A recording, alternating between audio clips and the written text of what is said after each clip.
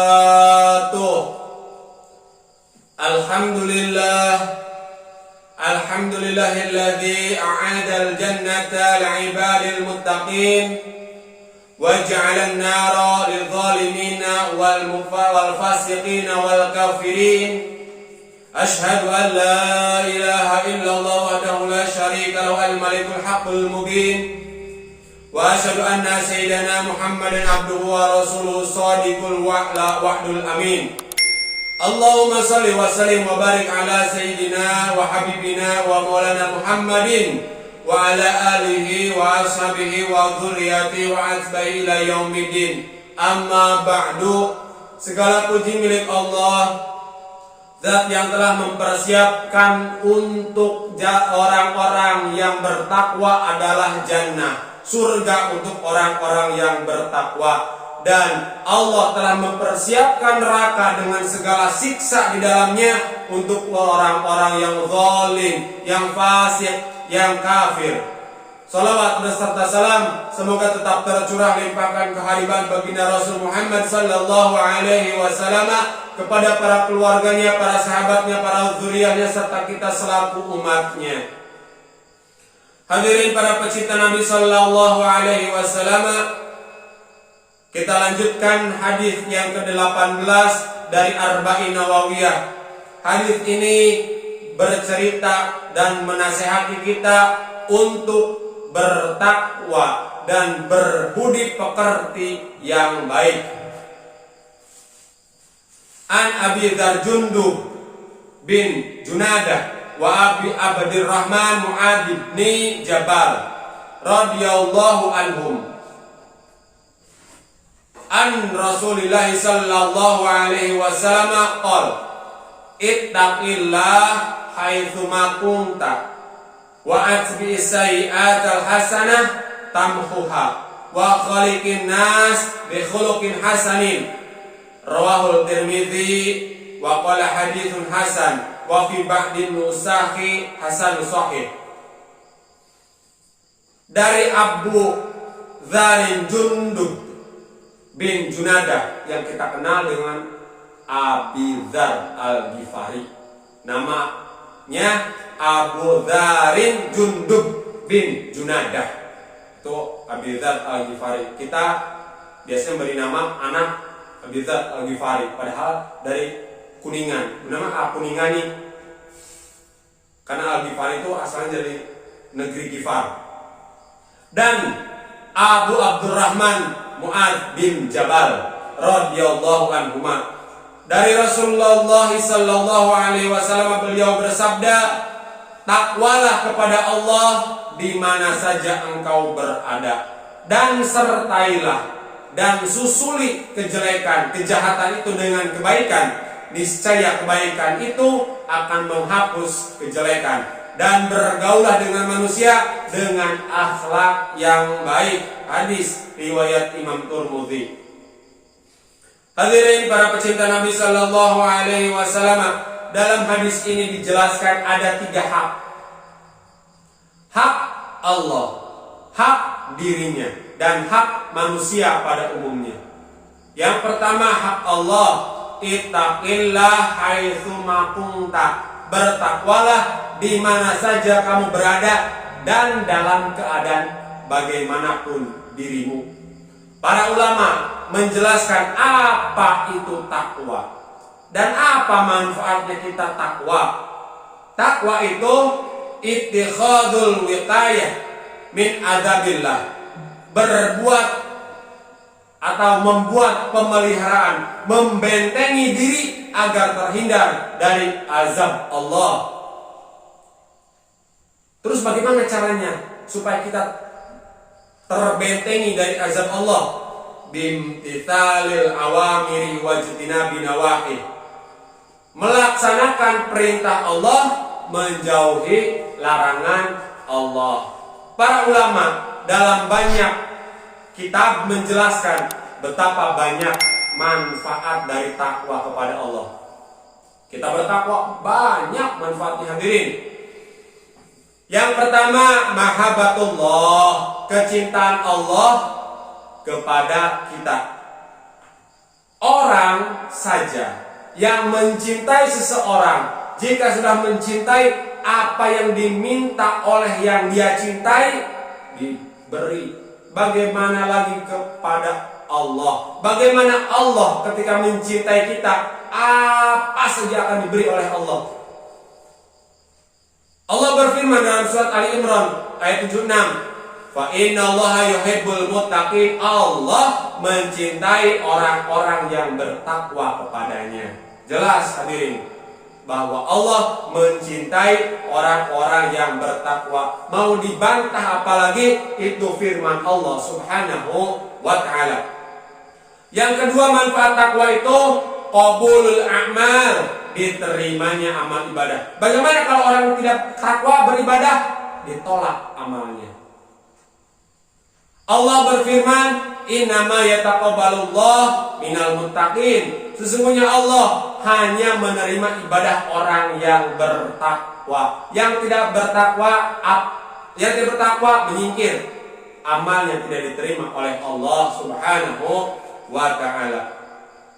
Yang ketiga manfaat dari takwa, al-hifdhu wal hirasah minal a'da.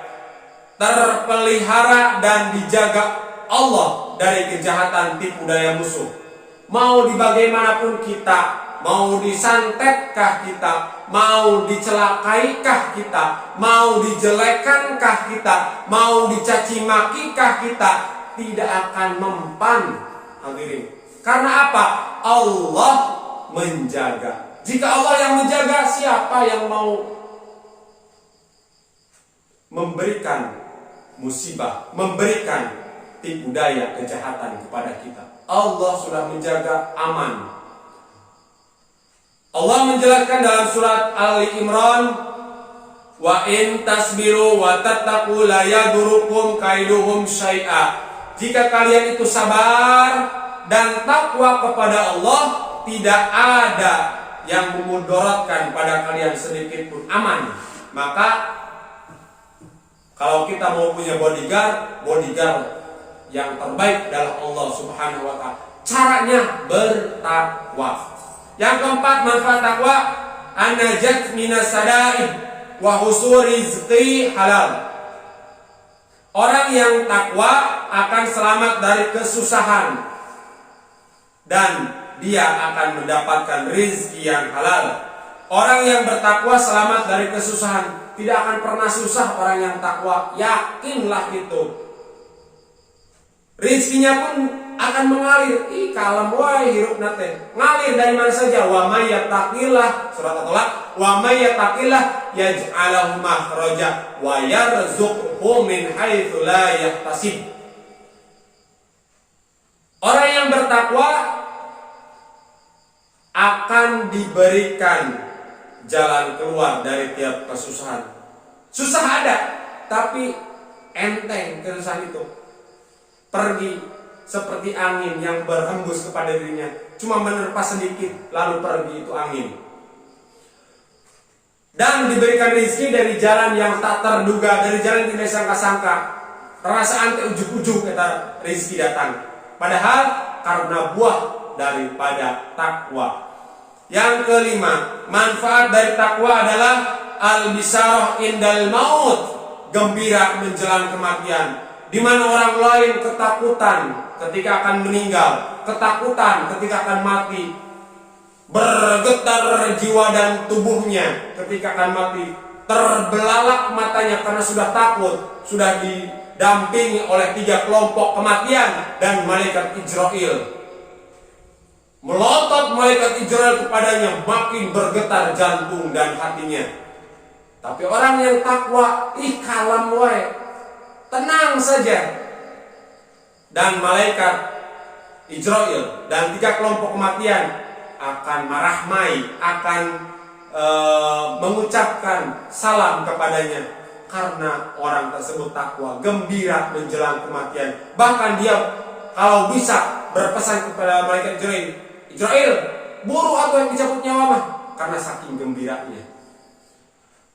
Allah Subhanahu wa ta'ala menjelaskan, alladzina amanu wa kanu yattaqun lahumul busyra fil hayati dunya wa fil akhirah. Orang yang beriman dan bertakwa kepada Allah, bagi mereka kegembiraan hidup di dunia dan hidup di akhirat. Di dunia bahagia, disenangkan Allah, di akhirat siapa yang tidak mau, maka syaratnya bertakwa.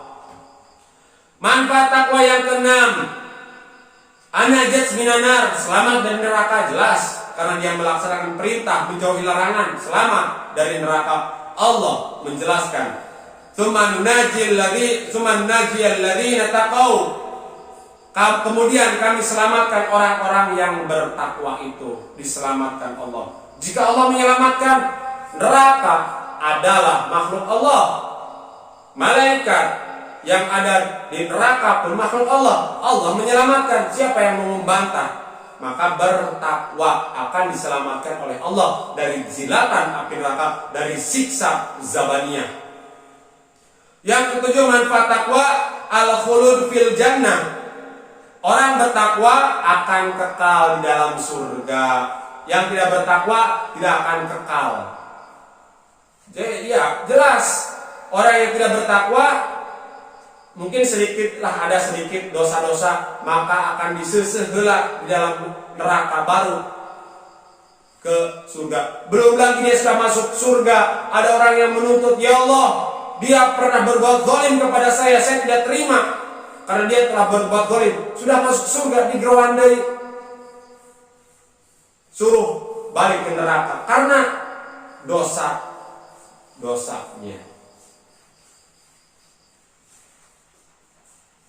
Sebagaimana firman Allah Ta'ala, u'idat lil muttaqin, surga disediakan untuk orang-orang yang beriman. Hadirin para pecinta Nabi Sallallahu Alaihi Wasallam, ini hanya 7 manfaat dari takwa. Padahal masih banyak daripada manfaat takwa, 100, 200 dan banyak lain manfaat dari bertakwa. Pesan yang kedua di hadis yang ke-18 ini dari baginda Rasul, wa atbi sayiat al-hasanata tamhuha. Iringi kejahatan, kejelekan dengan kebaikan. Niscaya kebaikan menghapus kejahatan atau kejelekan itu. Para ulama menjelaskan, kejahatan itu ada 2. Ada yang termasuk kabair, dosa besar. Ada yang termasuk sagair, dosa kecil. Kabair dulu, dosa besar. Contohnya apa? Seperti durhaka kepada orang tua, dosa besar. Minum arak atau minum minuman yang memabukkan, dosa besar. Berzina, dosa besar. Zina, dosa besar. Riba, dosa besar. Membunuh orang, dosa besar. Kejahatan itu terhapus dengan kebaikan yang namanya taubat. Itu juga kalau Allah menerima taubat kita. Dosa besar tidak akan terhapus dengan yang lainnya kecuali dengan bertobat, kalau Allah menerima. Dalam hadis qudsi Allah berfirman, Ibna Adam, udhkurni min awalin nahar. Min awalin nahar sa'ah, wa min akhirin nahar sa'ah. Aghfir laka ma baina dzalik ilal kabair au tatum. Hai manusia, berzikirlah kepadaku di awal atau siang sesaat waktu isyraq. Jadi menjelang siang itu berzikir waktu isyraq, subuh sampai kurang lebih 1,5 jam setelah azan subuh berzikir kata Allah. Dan di waktu siang berzikir sesaat menjelang terbenam matahari. Aku ampuni dosa-dosa di antara keduanya, dari siang, dari pagi sampai sore diampuni dosa itu karena kita berzikir di pagi dan petang. Kecuali dosa besar kata Allah, itu mesti tobat kepadaku kata Allah. Kejahatan yang kedua dinamakan saghair, dosa kecil. Yamhuha taubah awil a'malu sholihah. Dosa-dosa kecil ini bisa diterhapus dengan taubat, juga bisa terhapus dengan amal solih sesudah melakukan dosa itu. Baginda Rasulullah Sallallahu Alaihi Wasallam bersabda, Man qala subhanallahi wa bihamdihi fi kulli yaum mi'atan marat tab khattayahu wa in kanat mithla zabalil bahar. Siapa yang membaca, mengamalkan subhanallahi wa bihamdihi 100 kali, digugurkan dosa-dosanya dari tubuhnya, walaupun dosa-dosa itu sebanyak buih di lautan. Tapi ini dosa kecil, bukan dosa besar. Contoh dosa kecil, kita ridho dengan kemunkaran kecil. Itu dosa-dosa kecil. Kita tidak setuju mungkin. Hadirin, contohnya nih. Kita tidak setuju bahwa istri kita membuka aurat. Kita tidak setuju anak perempuan kita yang sudah balik membuka aurat. Tapi kita menonton televisi, sinetron mungkin, filmkah mungkin, kita senang melihat orang lain, perempuan lain membuka aurat. Itu namanya kita setuju dengan kemunkaran. Berarti munkar juga. Istri kita disuruh tutup, pakai jilbab, pakai pakaian yang menutup auratnya. Anak perempuan kita disuruh untuk menutup auratnya. Tapi kita senang ketika melihat ada perempuan lewat di depan kita berpakaian tidak menutup aurat. Itu berarti kita juga berdosa. Itu namanya ridho terhadap kemunkaran kecil. Rasulullah SAW bersabda lagi, man qala la ilaha illallah thalatha marat mi yaumihi katab lahu kafaratun likulli dzambin asabahu dzalikal yaum. Siapa yang mengucap la ilaha illallah 3 kali, la ilaha illallah, la ilaha illallah, la ilaha illallah dalam sehari, itu adalah menebus dosanya pada hari itu. Jadi kalau dosa kecil kita lakukan di hari itu, maka tinggal mengucap tahlil la ilaha illallah, la ilaha illallah, la ilaha illallah, cukup 3 kali. Bagaimana kalau lebih? Itu lebih bagus, karena dosa kita juga yang kecil banyak. Yang ketiga pesan Rasulullah, wa khaliqin nas bi khuluqin hasanin. Dari hadis ke-18 ini, wa khaliqin nas bi khuluqin hasanin. Bergaulah dengan manusia dengan budi pekerti yang baik. Bagaimana budi pekerti yang baik itu? Dan apa faedahnya kita berbudi pekerti yang baik? Hadirin, para pecinta Nabi sallallahu alaihi wasallam, innal abda la yudriku bi husni khuluqihi darajata sa'imul qa'im. Seseorang itu dikatakan Rasulullah bisa memperdapati derajatnya orang selalu sholat, padahal dia jarang sholat. Ini maksudnya sholat sunnah atau tidak sholat sunnah. Derajatnya bisa sama seperti orang sholat sunnah, seperti puasa sunnah. Padahal dia tidak pernah sholat sunnah, dia tidak pernah puasa sunnah, tapi derajatnya sama. Sebab dia baik budi pekertinya. Hadirin, para pecinta Nabi Sallallahu Alaihi Wasallam, contoh budi pekerti yang baik, al-karam, pemurah, berehan, itu berbudi pekerti yang baik. Rasulullah Sallallahu Alaihi Wasallam menjelaskan, khoslatan la yakunani fi mu'minin su'ul khuluq wal buhal. Ada 2 perkara yang tidak ada pada diri seorang yang beriman. Jadi 2 perkara ini tidak ada pada diri orang yang beriman. Pertama, budi pekerti yang jahat dan pelit, bakhil, koret, merengkel, leungeuna. Seperti jahe, orang pelit itu. Merengkel, belum terasa dia. Kalau sudah terasa, nanti diberikan setruk, merengkel, tangannya seperti jahe, tidak bisa lurus. Bahkan mungkin mengepal selalu tangannya karena tidak pernah memberi atau pelit. Hadirin, para pecinta Nabi Sallallahu Alaihi Wasallam, yang kedua, tanda-tandanya husnul khuluq, yaitu bastul wajhi, marahmai, manis muka, itu husnul khuluq, orang yang mempunyai budi pekerti yang baik. Yang ketiga, kaful adza, tidak mau mengganggu orang lain. meskipun dia diganggu, tidak mau mengganggu orang lain. Itu husnul khuluq. Yang keempat, ihtimal, tidak melayani gangguan orang. Ihtimal.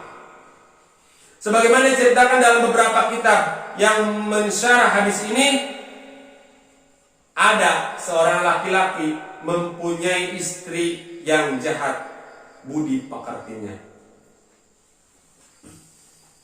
Seorang laki-laki ini pergi mendatangi Amirul Mukminin, cerewet istri orang ini, mau mengadu kepada Sayyidina Umar bin Khattab supaya nanti setelah curhat istrinya orang ini dinasihati oleh Umar bin Khattab sebagai khalifah.